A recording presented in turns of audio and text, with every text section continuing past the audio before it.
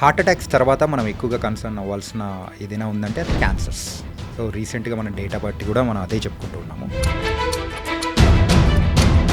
కాకపోతే ఈ heart attacks అనేది చిన్నపిల్లల్లో కూడా చూస్తున్నాము. ఈవెన్ క్యాన్సర్ కూడా చిన్నపిల్లల్లో కూడా చూస్తున్నాం. క్యాన్సర్ అనేది ఈవెన్ పుట్టిన వాళ్ళలో నుంచి ఎండ్ స్టేజ్ వరకు అన్ని వయసులో ఉంటుందన్నమాట.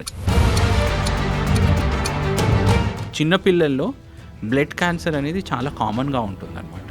ఇది రకరకాలైన జన్యుపరమైన మార్పుల వల్ల ఇది వస్తూ ఉంటుందన్నమాట. ఓకే, ఒక్క ఇంపార్టెంట్ విషయం గుర్తుపెట్టుకోవాల్సింది ఏంటంటే చిన్నపిల్లల్లో క్యాన్సర్ క్యూర్ రేట్ చాలా ఎక్కువగా ఉంటుంది. ఈ కీమోథెరపీ చేయించుకున్నప్పుడు హెయిర్ లాస్ అనేది కూడా జరుగుతూ ఉంటుంది అని చెప్పేసి, మనిషి కూడా కొంచెం సన్నగా అయిపోవడం కానీ అది జరుగుతుంది. కీమోథెరపీ సైడ్ ఎఫెక్ట్స్ ఎందుకు వస్తాయంటే కీమోథెరపీ ఎట్లా పనిచేస్తుంది అనేది మనం ఒక పాయింట్ డిస్కస్ చేసుకోవాలి. కీమోథెరపీ ఏంటంటే బాడీలో వేగంగా ఏదైతే సెల్స్ మల్టిప్లై అవుతున్నాయో వాటిపై కంట్రోల్ చేస్తుంది అన్నమాట. క్యాన్సర్ సెల్స్ అనేది ప్రతిరోజు పెరుగుతూ ఉంటాయి అన్నమాట. యూజువల్గా క్యాన్సర్ అనేటప్పటికి blood cancer, lung cancer and pancreatic cancers and ఇవన్నీ మనం ఒక్కొక్కటి, బోన్ క్యాన్సర్ కానీ ఇవన్నీ మనం వింటూ ఉన్నాం. సో ఇప్పుడు coming to the data wise ఏ క్యాన్సర్స్ బారిన ఎక్కువ మంది పడుతున్నారు అనుకోవచ్చు. ఒకటి ఏంటంటే క్యాన్సర్ ఏ బాడీ పార్ట్కైనా ఎఫెక్ట్ అవ్వదు. ఐ నుంచి, స్కిన్ నుంచి, మౌత్ నుంచి, లంగ్ నుంచి, all body parts can develop cancer. This is the first. Sir ఇక్కడ ఒకటి అడగచ్చా, స్కిన్ క్యాన్సర్ కూడా ఉందా? Yeah, of course. యూజువల్గా ఎవరికైనా పర్సన్కి ఆ ఎమోషనల్ సపోర్ట్ అనేది లేకుండా ఒక డిప్రెషన్ స్టేట్లో అట్లా ఉన్నారంటే అప్పుడు క్యాన్సర్ కణాలు పెరిగే అవకాశాలు ఏమన్నా ఉన్నాయా? సో సపోజ్ మనం క్యాన్సర్ ట్రీట్మెంట్ డిస్కస్ చేస్తే అరౌండ్ 60-70% మందులు పనిచేస్తాయండి. మిగతా 30% is by social and emotional support అనమాట. ఇది ఏంటంటే మనకి సోషల్ అండ్ ఎమోషనల్ సపోర్ట్ ఉంటే బాడీలో పాజిటివ్ హార్మోన్స్ పెరిగిపోతాయి అనమాట. అంటే ఎండార్ఫిన్స్ అని మనం తెలుసుకుంటాం అనమాట.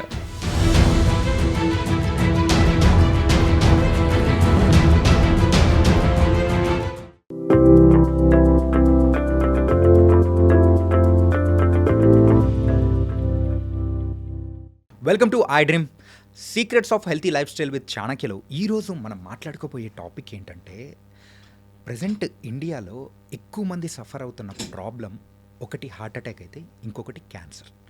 మరి క్యాన్సర్ విషయం అని వచ్చేటప్పటికి చాలామందికి చాలా అపోహలు అనేది కూడా ఉన్నాయి. అరే ఒక క్యాన్సర్ వచ్చిందంటే ఇదే లైఫ్ ఎండ్, ఇంకా లైఫ్ లేదు అని చెప్పేసి చాలామంది చాలా విషయాలు అనుకుంటూ ఉన్నారు. దానికి సంబంధించిన ట్రీట్మెంట్ని ఎలా తీసుకోవాలి, మరి ఏ స్టేజ్లో క్యాన్సర్ ఉంది అండ్ మనకి ఎలా గుర్తించాలి, క్యాన్సర్ మీద మనకున్న అపోహలను కూడా మొత్తం పటాపంచలు చేయడానికి ఇప్పుడు మనతో పాటు కూడా ఉన్నారు డాక్టర్ సంతోష్ కుమార్ గారు, కన్సల్టెంట్ మెడికల్ ఆంకాలజిస్ట్. మరి ఆయన్నే అడిగి మరి బోల్డ్ అయిన విషయాలు కూడా తెలుసుకుందాం. Hi sir. హాయ్, నమస్తే అండి. నమస్తే sir. How are you? Fine.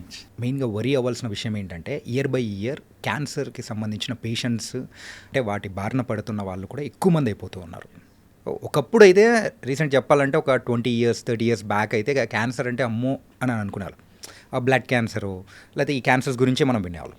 కాకపోతే బై గోయింగ్ ఆన్ మన బాడీలో ఏ పార్ట్స్ అయితే ఉంటాయో ప్రతి ఒక్క పార్ట్కి దానికి సంబంధించిన క్యాన్సర్ అనేది కూడా వస్తూ ఇట్లా వెళ్తూ ఉండడంతో సో ఎందుకు ఇలా పెరుగుతూ ఉంది, వాట్స్ ద రీజన్? సో మీరు అన్నట్టు మనము డేటా వైజ్ చూసుకున్నా కానీ రీసెంట్గా క్యాన్సర్ రేట్స్ అనేవి చాలా పెరిగిపోతూ ఉన్నాయి. దీనికి మనము చూస్తే one of the important reason is changing life style అనమాట. ఓకే, మన ఇండియన్ ప్యాటర్న్ ఆఫ్ జీన్స్ కానీ మన బాడీ హ్యాబిటస్ కానీ certain types of food habits is what it is recommended అనమాట. ఓకే, మనం ఏమవుతుందంటే లాస్ట్ 10-15 years చూసుకుంటే గ్రాడ్యువల్గా westernisation of the food habits అవుతూ ఉన్నాయి. That is one thing. అట్లాగే మనకున్న ట్రెడిషనల్ రిస్క్ ఫ్యాక్టర్స్ అట్లాగే కంటిన్యూ అవుతున్నాయి. సో ట్రెడిషనల్ రిస్క్ ఫ్యాక్టర్స్ అంటే మన వాళ్ళు పాన్ గుట్కా నమలడం కానీ అది చాలా రోజులుగా ఉంది. అట్లాగే బీడీ తాగడం కానీ, సిగరెట్ తాగడం కానీ, ఆల్కహాల్ తీసుకోవడం కానీ, అది కూడా కల్తీ మందులు తీసుకోవడం కానీ ఇవన్నీ నడుస్తూ ఉంది. దీని మీద ద బ్యాక్గ్రౌండ్ మీద newer thing is westernise lifestyle అనమాట.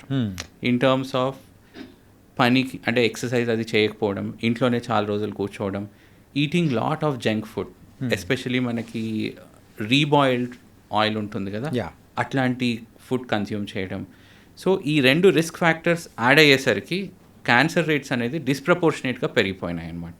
Okay. అంటే మనకి కన్వెన్షనల్గా ఇండియన్ జెనెటిక్స్ ప్రకారం or Indian lifestyle or Indian food habits ప్రకారం ఉండే రిస్క్ ఫ్యాక్టర్స్కి ఈ వెస్టర్న్ హ్యాబిట్స్ కూడా జోడైనాయి. సో అంటే పాన్ నములుతూ ఉంటారు, అట్లాగే బర్గర్ తింటూ ఉంటారు.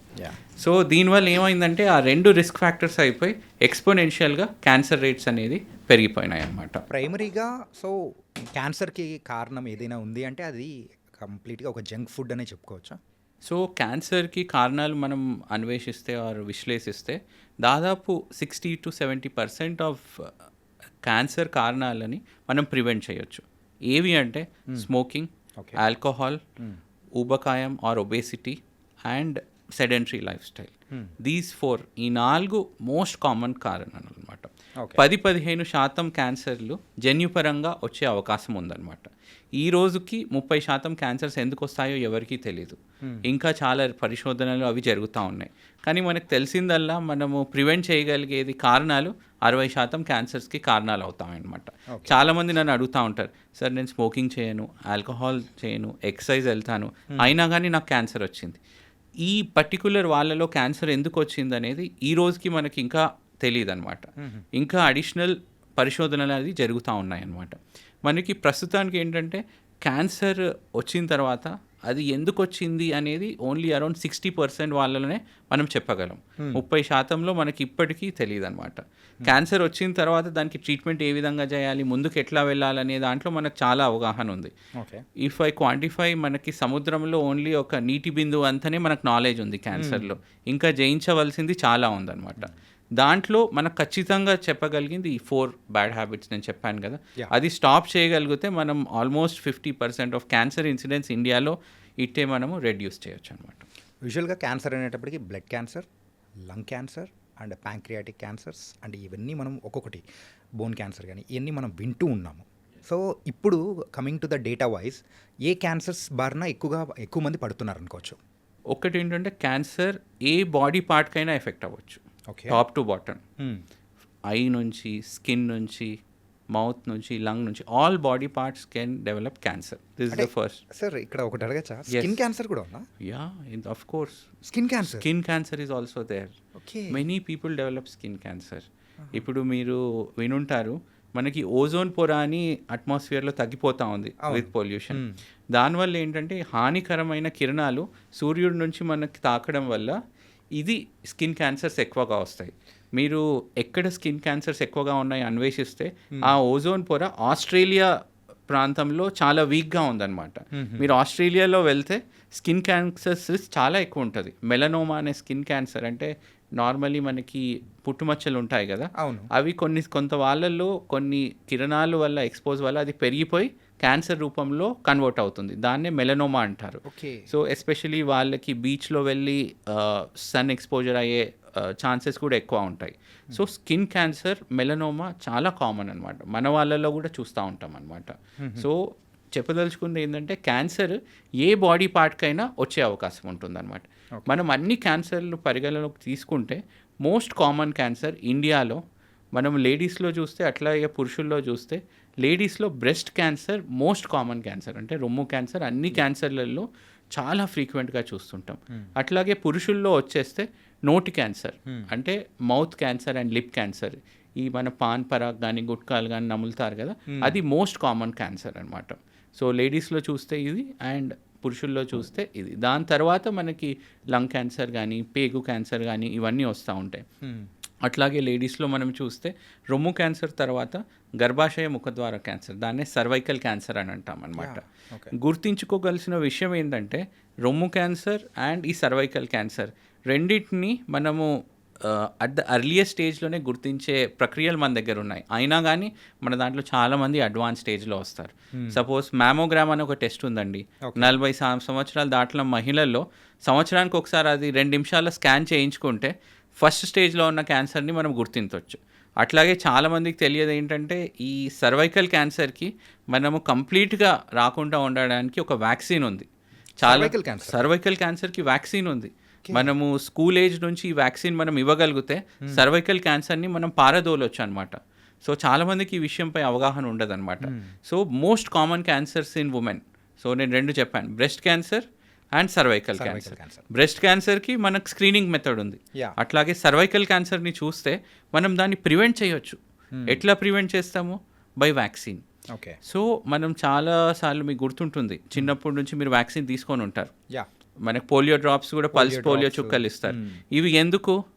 ఆ జబ్బుని రాకుండా ఉండడానికి. మనం ఇప్పుడు చూస్తే పోలియో కేసెస్ అసలు ఏమాత్రం చూడట్లేదు, ఆల్మోస్ట్ ఎరాడికేట్ అయింది. అట్లాగే మనం ఏం చేయాలంటే ఎన్జిఓ సహాయంతో, ప్రభుత్వ సహాయంతో ఈ సర్వైకల్ క్యాన్సర్ని అందరి పాపులేషన్కి మనం ఉపయోగపడే విధంగా మనం ఇవ్వగలిగితే ఈ క్యాన్సర్ అనేది మనం సంపూర్ణంగా నిర్మూలించే అవకాశం ఉంటుందన్నమాట. సో ప్రభుత్వం ఆలోచన ఏముందంటే, ఎవరైతే స్కూల్ గోయింగ్ చిల్డ్రన్ ఉన్నారో, ఇది జనరలీ మనము సర్వైకల్ క్యాన్సర్ అనేది 9 సంవత్సరాల తర్వాత నుంచి మనం ఇవ్వచ్చండి. 26 సంవత్సరాల వరకు ఇవ్వచ్చు మనం. ఈ సర్వైకల్ క్యాన్సర్కి సంబంధించిన టీకా కానీ లేకపోతే ఒక ఇంజెక్షన్ కానీ ఏదైనా అది కేవలం మహిళలకు మాత్రమేనా? మహిళలకు ఇవ్వచ్చు, పురుషుల్లో ఇవ్వచ్చు. ఈ టీకా వల్ల పురుషుల్లో వచ్చే కొన్ని రకాల క్యాన్సర్స్ని కూడా ఇది ప్రివెంట్ చేస్తుంది. ఓకే.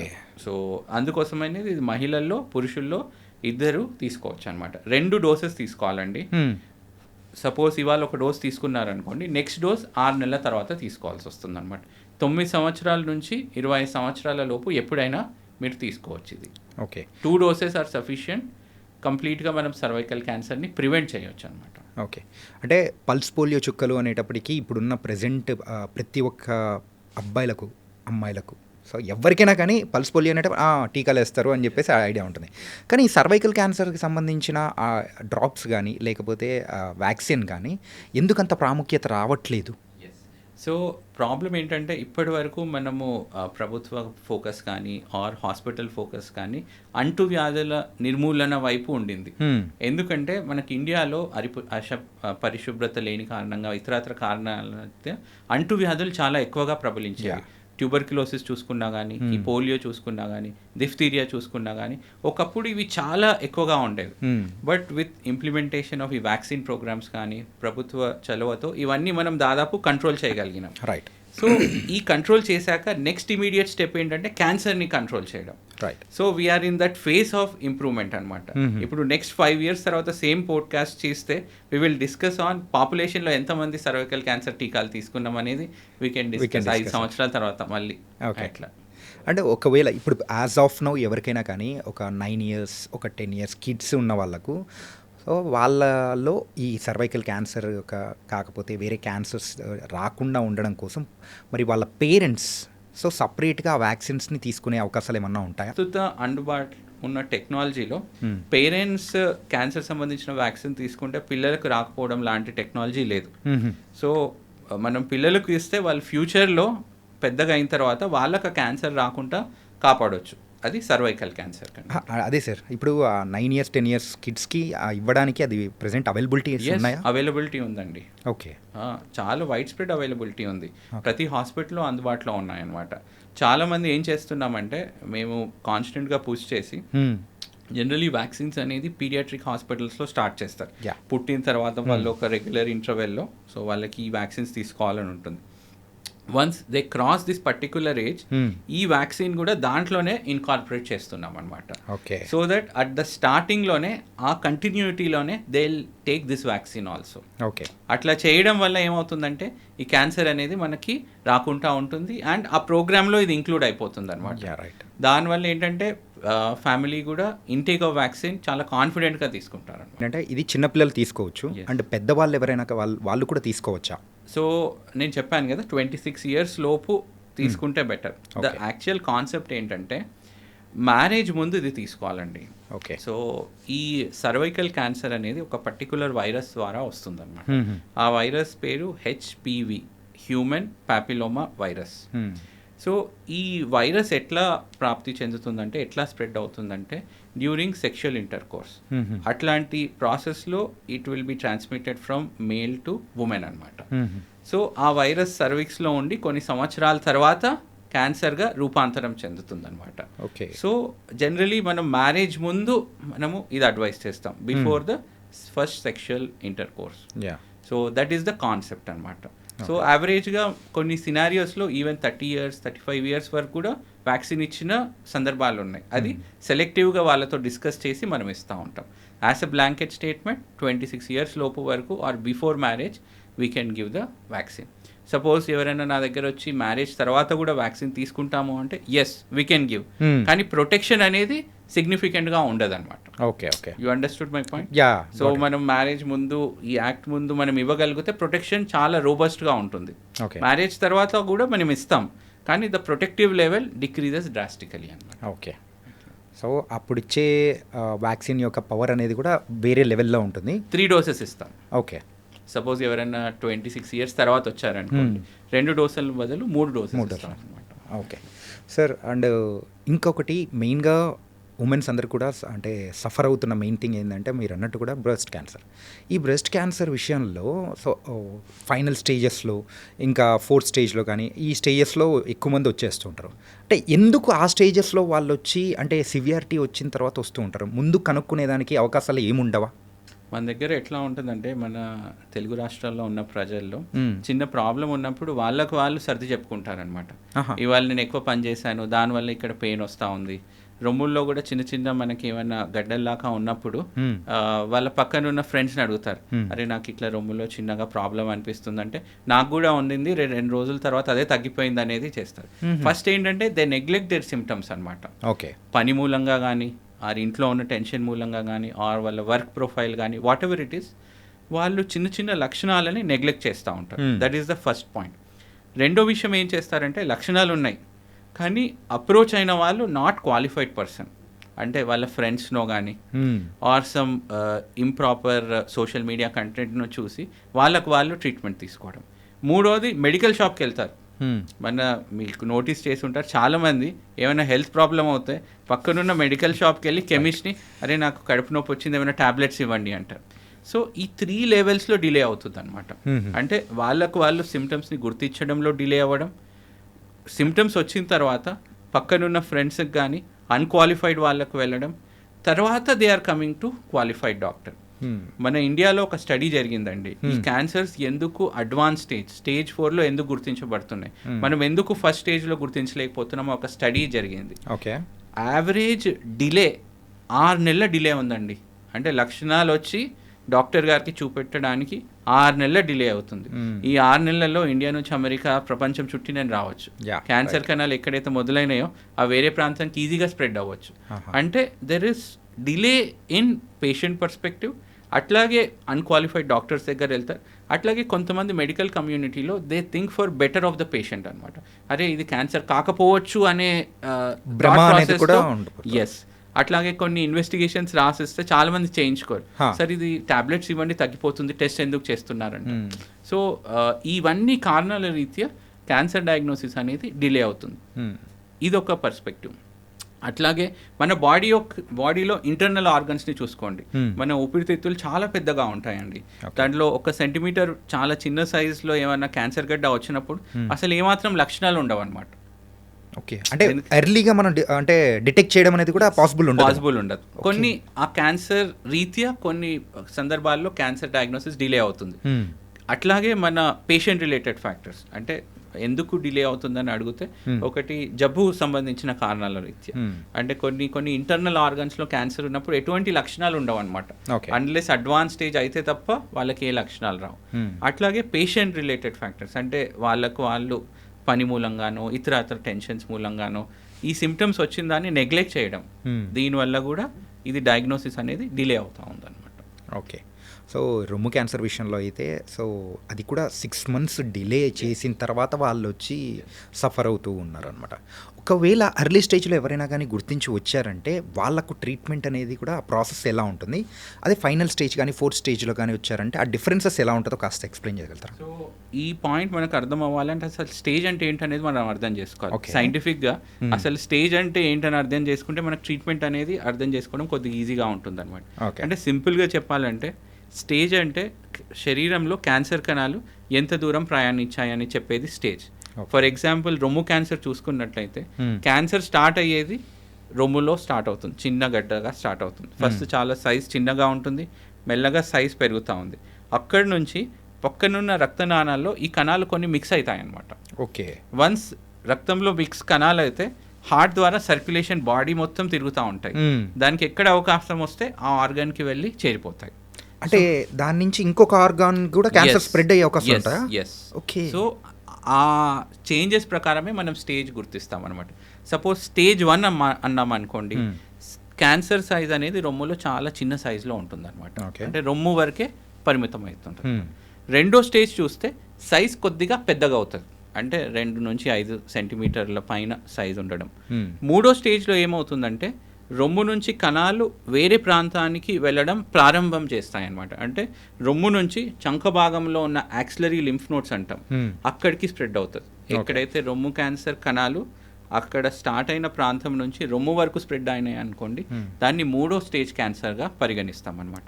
నాలుగో స్టేజ్ క్యాన్సర్ అంటే ఇందాక మనం అనుకున్నట్టు ఆ కణాలు రక్తంలో మిక్స్ అయ్యి బాడీలో వేరే పార్ట్స్కి వెళ్ళిపోవడం. అంటే రొమ్ములో ఉన్న క్యాన్సర్ కణాలు రొమ్ము నుంచి ఊపిరితిత్తులకు వెళ్ళడం, కాలేయంకి వెళ్ళడం, బ్రెయిన్కి వెళ్ళడం, బోన్కి వెళ్ళడం. దీన్నే స్టేజ్ 4 క్యాన్సర్ అని పిలవడం, అంటే అడ్వాన్స్ స్టేజ్ క్యాన్సర్ అని పిలుస్తాం. అంటే స్టేజ్ అంటే బాడీలో క్యాన్సర్ కణాలు ఏ ఏ ప్రాంతానికి స్ప్రెడ్ అయినాయి అని చెప్పేదే స్టేజ్ అన్నమాట. ఓకే. ఇది మనం ఎట్లా గుర్తిస్తామంటే ఒక టెస్ట్ ఉందండి, దాన్నే హోల్ బాడీ పెట్ స్కాన్ అంటాం. అంటే top to bottom okay single టెస్ట్లో ఈ క్యాన్సర్ కణాలు ఎంత దూరం వెళ్ళాయనేది మనం నిర్ధారిస్తాం. సో స్టేజ్ అర్థమైన తర్వాత దాని ట్రీట్మెంట్ చాలా సులువుగా ఉంటుందండి. సపోజ్ స్టేజ్ 1 అనుకోండి, మీనింగ్ ఏంటి, చాలా చిన్న పరిమాణంలో ఉంది అండ్ రొమ్ము వరకే ఉంది. సో నేను ఇక్కడ సర్జరీ చేసేస్తే once for all it is clear. Okay. ఇంకా ఎక్కడ నేను కీమో కానీ అది కానీ ఇవ్వవలసిన అవసరం లేదు. సపోజ్ సైజ్ పెద్దగా అయింది అనుకోండి, నేను ఏమైనా కీమో ఇచ్చి సైజ్ తగ్గించి నేను సర్జరీ చేస్తే అయిపోతుంది అనమాట. ఓకే. మూడో స్టేజ్లో ఏంటంటే ఇక్కడ నుంచి ఇక్కడ అవుతుంది. సో సర్జరీ ఇక్కడ కూడా చేయాలి, ఇక్కడ కూడా చేయాలి, దాంతోపాటు రేడియేషన్ అనేది ఇవ్వాలి. సపోజ్ స్టేజ్ 4 గురించి అంటే ఆఖరి దశ cancer or late stage or stage 4 ఇట్లా వింటూ ఉంటాం అన్నమాట. అంటే నేను ఏం చెప్పాను, కణాలు రొమ్ము నుంచి స్టార్ట్ అయ్యి శరీరంలో వేరే భాగం స్ప్రెడ్ అయినాయి. సపోజ్ నేను కేవలం రొమ్ము వరకే సర్జరీ చేశాను అనుకోండి, మిగతా ప్రాంతంలో ఉన్న జబ్బు పెరిగిపోతుంది. ఓకే. ఎందుకు, బ్లడ్లో ఆల్రెడీ మిక్స్ అయినాయి కాబట్టి. సో అందుకోసం స్టేజ్ 4 క్యాన్సర్లో మనం కీమోథెరపీతో మొదలు పెడతాం అనమాట. కీమోథెరపీ ఇంజెక్షన్స్ నార్మల్లీ మనం నరంలో ఇస్తామన్నమాట. నార్మల్లీ ఎవరికైనా ఫీవర్ కానీ ఏమన్నా ఉన్న గ్లూకోజ్ ఎక్కించిన ప్రాంతంలో నరంలో ఎట్లయితే క్యాన్యులా పెట్టిస్తామో అట్లాగే బ్లడ్లో మనం ఇస్తున్నాం. ఈ కణాలు ఎక్కడున్నాయి, బ్లడ్లో మిక్స్ అయ్యి వెళ్ళాయి. సో మనం బ్లడ్లో ఇచ్చేస్తే ఆ కణాలు ఎట్లయితే స్ప్రెడ్ అయ్యాయో మన కీమో ఇంజెక్షన్ కూడా బ్లడ్లో స్ప్రెడ్ అయ్యి కణాలు ఎక్కడెక్కడ స్ప్రెడ్ అయ్యాయో అన్ని చోట్ల పనిచేస్తుంది అన్నమాట. సో స్టేజ్ 1 క్యాన్సర్లో చిన్న సర్జరీతో అయిపోతుంది. స్టేజ్ 4లో సర్జరీ చేస్తే ఉపయోగం ఉండదు. ఎందుకు, నేను ఇక్కడ సర్జరీ చేసినా కానీ బాడీలో వేరే చోట అది స్ప్రెడ్ అయిపోయింది కాబట్టి. సో క్యాన్సర్ డయాగ్నోస్ అయిన తర్వాత, నిర్ధారణ అయిన తర్వాత స్టేజ్ గుర్తించడం అత్యంత ఇంపార్టెంట్. ఓకే. ఎందుకంటే స్టేజ్ 1లో క్యాన్సర్ లోడ్ చాలా తక్కువ ఉంది. స్టేజ్ 1లో నేను సర్జరీ చేశాను అనుకోండి 95% క్యూర్ రేట్ అవుతుంది. ఓకే. అట్లాగే స్టేజ్ 4 చూసుకున్నట్టయితే కణాలు బాగా స్ప్రెడ్ అయి ఉన్నాయి కాబట్టి నేను ఎంత ప్రయత్నం చేసినా కంప్లీట్ క్యూర్ అవ్వదు. రైట్. ఎందుకంటే వేరే పార్ట్లు స్ప్రెడ్ అవుతే నేను ఏం చేయలేను. అట్లాంటి పరిస్థితులు ఏం చేస్తామంటే జబ్బుని కంట్రోల్ చేసి జీవితాన్ని పొడిగిస్తామన్నమాట. అంటే ఒకప్పుడు స్టేజ్ 4 క్యాన్సర్ వచ్చిందంటే సర్వైవల్ 4 to 5 months ఉండేది. కానీ ఇప్పుడు స్టేజ్ 4 క్యాన్సర్లో కూడా 5 to 10 years ఉన్న వాళ్ళు ఉన్నారనమాట. 5 to 10 years even with stage 4 cancer. Okay. So it's not that stage 4 cancer వచ్చిందంటే ఇట్స్ లైఫ్ అండ్ అట్లా ఏమీ లేదు. ఇప్పుడున్న అడ్వాన్సెస్లో ఈవెన్ స్టేజ్ 4 క్యాన్సర్స్ ఒక సర్వైవల్ వాళ్ళు normal they can carry out their normal activities అనమాట. అట్లాంటి మెడికేషన్స్ మనకి అందుబాటులో వచ్చాయన్నమాట even for stage 4 cancer. So అందుకోసమే నేను చెప్తున్నాను ఏంటంటే అర్లీ స్టేజ్లో క్యాన్సర్కి కనుక కనుగొన్నట్టయితే 95% మనం క్యూర్ చేయొచ్చు. అర్లీ స్టేజ్లో ఎప్పుడు కనుక్కుంటాం, మనకి ఏ లక్షణం వచ్చైనా డాక్టర్ దగ్గర వెళ్ళడం, ఎనీ డాక్టర్ అంటే క్వాలిఫైడ్ డాక్టర్ దగ్గర వెళ్తే వాళ్ళు దాన్ని సున్నితంగా పరీక్షించి అసలు నార్మల్గా నా క్యాన్సర్ కనితే ఏంటి అనేది వాళ్ళు తెలుసుకుంటారనమాట. ఓకే. అట్లాగే రొమ్ము క్యాన్సర్ విషయానికి వస్తే there is a thing known as breast self examination. అంటే ప్రతి నెలకి ఒకసారి మహిళ తన రొమ్ముని అద్దం ముందు నిల్చొని పరీక్షించుకోవాలన్నమాట. ఓకే. ఏమన్నా తేడా వస్తే ఇమీడియట్ డాక్టర్ దగ్గర వెళ్ళాలి. That is first intervention. Second ఏంటంటే మ్యామోగ్రామ్ అనే ఒక టెస్ట్ ఉంటుందండి. 40 సంవత్సరాల వాళ్ళు ప్రతి సంవత్సరంకి ఒకసారి చేయించుకుంటారు. ఇది చేయించుకున్నట్లయితే మనం ఫస్ట్ స్టేజ్లోనే దీన్ని గుర్తించే అవకాశం ఉంటుంది అనమాట. ఓకే. అంటే ఈ స్టేజెస్ విషయం అనేది కూడా మీరు ఎక్స్ప్లెయిన్ చేశారు కదా సార్. ఎస్. సేమ్ అంటే మన బాడీలో వేరే పార్ట్స్ కూడా వచ్చినప్పుడు ఈ స్టేజెస్ విషయంలో కూడా సేమ్ అలాగే ఉంటుందా? సో నేను ఏదైతే ఎగ్జాంపుల్ రొమ్ము క్యాన్సర్ విషయంలో మీకు ఎక్స్ప్లెయిన్ చేశాను కదా, మిగతా క్యాన్సర్లో కూడా అట్లాగే ఉంటుంది. స్టేజ్ 1, 2, 3, 4 అనమాట. స్టేజ్ 1 అంటే సైజ్ చిన్నగా ఉండడం, స్టేజ్ 2 సైజ్ కొద్దిగా పెరిగిపోవడం, స్టేజ్ 3 అంటే దాని చుట్టుపక్కల ఉన్న ఆర్గన్స్కి స్ప్రెడ్ అవ్వడం, స్టేజ్ 4 అంటే వేరే ఆర్గన్స్కి. సపోజ్ లంగ్ క్యాన్సర్ ఒక స్టేజ్ 4 అంటే లంగ్లో నుంచి క్యాన్సర్ కణాలు మొదలై బ్రెయిన్కి వెళ్తే అది స్టేజ్ 4 క్యాన్సర్ అయిపోతుంది. అంటే ఈ కాన్సెప్ట్ అన్ని క్యాన్సర్లోకి ఇది సూట్ అవుతుంది అనమాట. సో స్టేజ్ అంటే ప్రతి క్యాన్సర్లో మనం స్టేజ్ ఉపయోగిస్తాం. కొంతమంది నాకు పేగు క్యాన్సర్తో స్టేజ్ 4 అంటారు, కొంతమంది లంగ్ క్యాన్సర్లో స్టేజ్ 4 అంటారు. సో స్టేజ్ 4 అంటే నాకు అర్థమవుతుంది ఏంటంటే ఎక్కడి నుంచి అయితే స్టార్ట్ అయిందో ఆ ప్రాంతాన్ని వదిలేసి క్యాన్సర్ కణాలు వేరే ప్రాంతానికి స్ప్రెడ్ అయ్యాయి అనమాట. That is called stage. ఆ తర్వాత మెయిన్గా మనం కన్సర్న్ అవ్వాల్సిన క్యాన్సర్ ఏదైనా ఉందంటే అది లంగ్ క్యాన్సర్.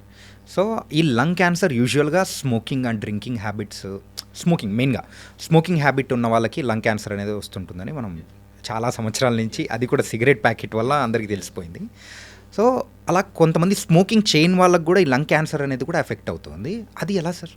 సో చాలా మంచి ప్రశ్న. ఈ మధ్య మనం నోటీస్ చేస్తున్నాం ఏంటంటే లంగ్ క్యాన్సర్ ఎస్పెషల్లీ లేడీస్లో ఎవరైతే స్మోక్ చేయరో వాళ్ళల్లో కూడా ఇంక్రీజింగ్ ఇన్సిడెంట్స్ చూస్తూ ఉన్నాం అన్నమాట.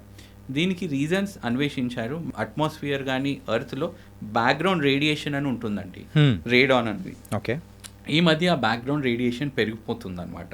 That is one reason. Second reason ఏంటంటే growing pollution. Okay, and urbanisation. ఇంతకుముందు చాలామంది గ్రామాల్లో ఉండేవాళ్ళం, గ్రామాల్లో ఇంత పొల్యూషన్ అది ఉండేది కాదు. మూవింగ్ టు అర్బన్స్ అండ్ అట్లాగే ఫ్యాక్టరీ చుట్టూ నివసించు ఉంటారు చాలామంది. ఆ పొలకలకు కానీ యాస్బెస్టోసిస్ కానీ ఇట్లాంటివన్నీ కెమికల్స్ మూలంగా ఎస్పెషల్లీ ఎవరైతే స్మోకింగ్ చేయరో వాళ్ళలో కూడా వస్తుంది. సెకండ్ ఏంటంటే వాళ్ళు స్మోకింగ్ చేయకపోయినా there is a thing known as second hand smoking. వాళ్ళ ఫ్యామిలీలో ఎవరైనా స్మోక్ చేస్తారు, ఆ స్మోక్ వాళ్ళు వదిలినప్పుడు వాళ్ళు అదే రూమ్లో ఉన్నారనుకోండి, ఆ స్మోక్ని వాళ్ళు ఇన్హేల్ చేస్తారు. ఓకే, మీకు తెలిసినట్టు public smoking is a crime. Yeah, అది ఉన్నా కానీ మనం ఎంతోమంది స్మోక్ చేస్తూ ఉంటారు.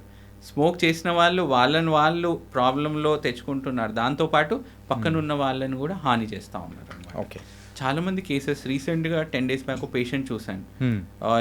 తను లేడీ, తను అరౌండ్ సుమారుగా 55-60 years ఉంటారు. తనకి లంగ్ క్యాన్సర్ డయాగ్నోస్ అయిందనమాట. స్మోకింగ్ చేయరు, తనకి ఇతరాత్ర ఏ అలవాట్లు లేవన్నమాట. ఫైనలీ అడిగితే తెలిసింది ఏంటంటే వాళ్ళ హస్బెండ్ స్మోక్ చేస్తారు. ఎక్కడ ఇద్దరు కలిసి సాయంకాలం ఒకే రూమ్లో కూర్చొని తను స్మోక్ చేస్తూ ఉంటారు, తనేమో టీవీ చూస్తూ ఉంటుంది అనమాట. దీన్నే ప్యాసివ్ స్మోకింగ్ అంటాము, సెకండ్ హ్యాండ్ స్మోకింగ్ అంటాము. ఇది కూడా ఇండియాలో చాలా ఉందన్నమాట. మీరు రూరల్ అంటే ఊర్లోకి వెళ్ళినా కానీ వాళ్ళు బీడీ కానీ అది కానీ ఎక్కువ చేస్తారు. Even hookah smoking causes lung cancer, చాలా మందికి తెలీదు. ఓకే, దాంట్లో కూడా హానికరమైన పదార్థాలు ఉంటాయి అన్నమాట. ఏ ఒక్క స్మోక్ అయినా కానీ మనిషికి ప్రమాదమే కదా సార్. అండ్ రీసెంట్ టైమ్స్లో అమెరికాకి సంబంధించిన ఒక కోటీశ్వరుడు ఏదో సంథింగ్ టెక్నాలజీకి సంబంధించిన person, bad with names, so person ఇక్కడ ఇండియాలో ఇంటర్వ్యూ ఇవ్వడానికనే వచ్చాడు. ఇక్కడున్న ఎయిర్ పొల్యూషన్, సో దానికి సంబంధించి ఐ కాంట్ టేక్ ఇట్ అని చెప్పేసి ఉండలేక వెళ్ళిపోయారు. సో అది మెయిన్గా ఆ పొల్యూషన్ దానివల్ల కూడా ఇక్కడ ఉండలేక వెళ్ళిపోయిన సందర్భాలు, అది కూడా క్యాన్సర్కి అంటే కారణాలు వచ్చే అవకాశాలు ఏమన్నా ఉంటాయి పొల్యూషన్ వల్ల? 100% ఎస్. సో ఈ పొల్యూషన్ మూలంగా ఏంటంటే ఏదైతే హానికరమైన కెమికల్స్ ఏదైతే మనకు రిలీజ్ అవుతా ఉన్నాయో ఆ కెమికల్స్ మనం ఊపిరి తీసుకుంటే అది లోపల ఊపిరితిత్తుల లోపల వరకు వెళ్తుంది. అట్లాంటి కెమికల్స్ లంగ్ లోపల పేరుకుపోతాయి అన్నమాట, స్టోర్ అయిపోతాయి అంతే. దానివల్ల అక్కడ రియాక్షన్ ఏర్పడి మెల్లగా కొన్ని సంవత్సరాల తర్వాత అది క్యాన్సర్ రూపంలో కన్వర్ట్ అవుతూ ఉంటుంది. మీరు ఎవరైతే సిటీలో పీక్ పొల్యూషన్ ఉన్న వాళ్ళ లంగ్ చూసి ఎవరైతే విలేజెస్లో ఉన్న వాళ్ళ లంగ్ చూస్తే కలర్లోనే మనం పసిగట్టవచ్చు, అంత డిఫరెన్స్ వస్తుంది అనమాట. త్రూ ఐస్ నో, మనం ఇంటర్నల్గా ఇమేజింగ్ చేస్తే సిటీ స్కాన్, సో అట్లా మనకి తేడా అది కలుస్తుంది అనమాట. స్లోగా పొల్యూషన్ కెమికల్స్ ఏవైతే ఉన్నాయో మన లంగ్స్లో చేరుకొని అవి కొన్ని సంవత్సరాల తర్వాత క్యాన్సర్గా అది చేంజ్ అయిపోతూ ఉన్నాయి. ఈ లంగ్ కెపాసిటీ అనేది కూడా కొన్ని మన రీల్స్లో చూస్తూ ఉన్నాం. ఇంతసేపు మన బ్రీత్ అనేది హోల్డ్ చేసామంటే that was an a good lungs and లేకపోతే ఏదో సంథింగ్ ప్రాబ్లం ఉన్నట్టు ఇంత అని చెప్పేసి అని అంటున్నారు. Is it true? అంతసేపు మనం హోల్డ్ చేసి పెట్టుకున్నామంటే మన లంగ్ అంత హెల్తీగా ఉన్నట్టు అనుకోవచ్చా? సో ఇండైరెక్ట్గా ఏంటంటే బాడీ యొక్క హెల్త్ కండిషన్ని మన బ్రీతింగ్ కెపాసిటీ సజెస్ట్ చేస్తుంది. ఓకే, అంటే సపోజ్ మనం రెగ్యులర్గా జాగింగ్ కానీ రన్నింగ్ వెళ్తున్నాం అనుకోండి, మన బ్రీతింగ్ కెపాసిటీ ఆటోమేటిక్గా హై అయిపోతుంది. It is an indicator of good health అనమాట. అంటే లంగ్స్ చాలా ఆరోగ్యంగా ఉన్నాయని అర్థం అనమాట. కొంచెం సేపు మనం ఊపిరి ఆపేసినా కానీ ఆ ఎక్కువ వాల్యూమ్ తీసుకోవడం వల్ల మన బాడీ సపోర్ట్ చేయగలుగుతుంది అనమాట. It is an indicator of good health. So always good health ఉండడం is most important. Lung capacity పెంచుకోవడం ఇస్ మోస్ట్ ఇంపార్టెంట్. ఆ కెపాసిటీ స్మోకింగ్తో పెంచుకోవద్దు, రన్నింగ్ చేసి పెంచుకోవాలి. అంటే రీసెంట్ టైమ్స్లో రీల్స్లో కొన్ని చూస్తూ ఉన్నప్పుడు ఈ కైండ్ ఆఫ్ రీల్స్ అనేది కూడా చూసి అరే ఇది నిజమేనా అని చెప్పేసి ఒక డౌట్ వస్తూ ఉన్నది. సో ఈ సందర్భం వల్ల దానికి కూడా క్లారిటీ అనేది కూడా వచ్చింది. Really thank you sir for that answer. Cancer విషయానికి వచ్చేటప్పటికి ప్రతి ఒక్కరికి కూడా ఏంటంటే కీమోథెరపీ అండ్ రేడియేషన్, ఈ 2 టైప్స్ ఆఫ్ ట్రీట్మెంట్స్ అనేది ఉంటాయంటుంటారు. సో ఏంటి డిఫరెన్స్ ఏంటి? సో కీమోథెరపీ ఏంటంటే మనము ఇంజెక్షన్స్ ఉంటాయండి. ఇవి మన క్యాన్యులాలో నరంలో మనం ఇస్తాం, అంటే బ్లడ్లో ఈ మెడికేషన్ని పంపిస్తాం అనమాట. దాన్ని కీమోథెరపీ ఇంజెక్షన్స్ అంటాం. రేడియేషన్ ఏంటంటే మన కిరణాలని క్యాన్సర్ ఎక్కడుందో అక్కడికి మనం మళ్ళీ ఇచ్చి ట్రీట్మెంట్ చేస్తాం. నేను ఎగ్జాంపుల్ చెప్తాను. చిన్నప్పుడు మనం భూతద్దంతో ఆడుకునే వాళ్ళం. నార్మల్లీ సూర్యకిరణాలు ఒక పేపర్ని తాకితే అది ఏం బర్న్ కాదు, ఏం కాదు. అట్లాగే మనం ఆ భూతద్దం పెట్టామనుకోండి, ఆ రేస్ అన్ని ఫోకస్డ్గా ఒక పాయింట్కి వెళ్ళి అక్కడ హీట్ పెరిగి బర్న్ అయ్యే అవకాశం ఉంది. రేడియేషన్ కూడా సేమ్ అండి. అంటే ఎట్లా ఉంటుందంటే నార్మల్లీ చాలామంది సిటీ స్కాన్ కానీ ఎక్స్రే కానీ అవి చేసి ఉంటారు. సో ఏదైతే కిరణాలు మన బాడీలో ఎంటైర్ బాడీకి అవి తాకుతాయో, రేడియేషన్లో ఏంటంటే మన క్యాన్సర్ ఎక్కడైతే ఉందో అక్కడికి ఫోకస్ చేస్తాం అన్నమాట. అంత ఎనర్జీ ఒకే పాయింట్కి మనకు పంపిస్తాం అనమాట. ఆ పంపించడం వల్ల ఆ వేడి వల్ల అక్కడ ఉన్న క్యాన్సర్ కణాలు అనేవి సంపూర్ణంగా డిస్ట్రాయ్ అయిపోతాయి అన్నమాట. ఇది రేడియేషన్. ఓకే, రేడియేషన్ కిరణాలతో ట్రీట్మెంట్ని రేడియేషన్ అంటాం. ఓకే, ఇంజెక్షన్స్తో ట్రీట్మెంట్ని కీమోథెరపీ అంటాం అనమాట. క్యాన్సర్ ట్రీట్మెంట్ చేయించుకునేటప్పుడు అరే నేను షాక్ ట్రీట్మెంట్ చేయించుకొని వచ్చాను రా అని చెప్పేసి అంటూ ఉంటారు. ఈ యొక్క పర్సెప్షన్ అనేది కూడా వేరే వాళ్ళు ఎవరికైనా క్యాన్సర్ వచ్చినప్పుడు ట్రీట్మెంట్ తీసుకోవడానికి కూడా భయపడి అరే షాక్ ఇస్తారంట వద్దు అని చెప్పేసి, అంటే కొంచెం రూరల్ ఏరియాలో ఉన్న వాళ్ళు మెయిన్గా పెద్దవాళ్ళు భయపడి ఆ ట్రీట్మెంట్ అనేది కూడా తీసుకోకుండా ఆగిపోయిన సందర్భాలు అనేది కూడా కొన్ని కేసెస్లో చూసాం. చాలా మందిలో ఏంటంటే క్యాన్సర్ వచ్చింది సరే, ఈ ట్రీట్మెంట్ వల్ల భయపడి పారిపోతూ ఉంటారు. అసలు కీమో అంటే ఏంటి, రేడియేషన్ అంటే ఏంటి అనేది వాళ్ళకి తెలియదు. తెలియకుండానే అదేదో ఉన్నట్టు భయపడుతూ ట్రీట్మెంట్కి రారు. ఇది చాలా మందిలో ఈ అపోహ కానీ ఈ భయాలు కానీ ఉన్నాయండి. ఈ పాడ్కాస్ట్ ద్వారా ఈ భయాలను మనము దూరం చేయాలన్నమాట. ఈ ఆవశ్యకత రెస్పాన్సిబిలిటీ మనకు ఉంది అనమాట. ఎందుకు అంటే కీమో అదేంటంటే మనం చాలా ప్రోటోకాల్గా మనం ఇస్తూ ఉంటాం అనమాట. సో దానివల్ల సైడ్ ఎఫెక్ట్స్ అనేది చాలా మినిమల్గా ఉంటాయి. రేడియేషన్లో కరెంట్ షాక్ ఇవ్వడము, నొప్పి ఉండడం అట్లాంటిది ఏమీ ఉండదు. సో నార్మల్గా ఎన్నోసార్లు సిటీ స్కాన్ వెళ్ళి మనం బయటకు వస్తూ ఉంటాం. దాంట్లో టెక్నీషియన్ చెప్తారు, సార్ మీ టెస్ట్ అయిపోయింది మీరు బయటికి వెళ్ళండి అని.